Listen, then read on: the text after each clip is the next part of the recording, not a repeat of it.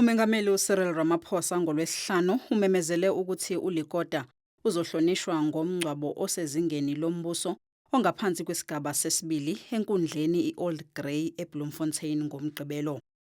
uLikota ushonele esibhedlela ngolwesithathu ekuseni emva kokugula isikhathi eside. Ubeseneminyaka engama-77.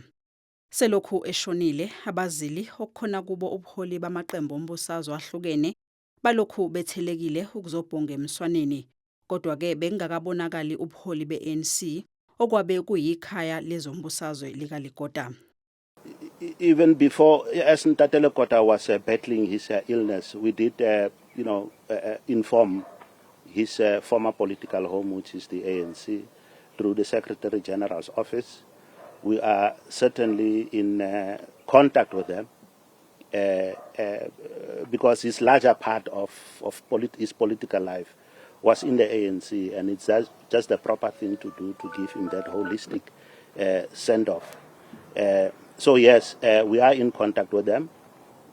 We are actually expecting them to give us their program so that we incorporate it in this whole week for them to come to. So yes, quite senior people have called from the ANC to actually express their condolences.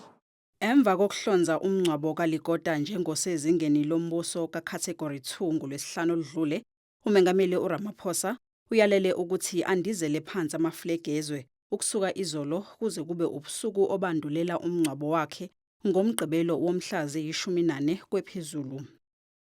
uLikota wangena kwezombusazwe ngo-1970, waqokelwa ezikhundleni ezahlukene ekhulumeni, waba ngusihlalo womkhandlu kazwelonke umele izifundazwe i-NCOP, waba nguNdunankulu wase-Free State ngokuhamba kwesikhathi, waqokwa njengongqongqoshe wezokuvikela. Ngo-2008 washiya i-ANC, waba ngabanye babasunguli beqembu iCongress of the People.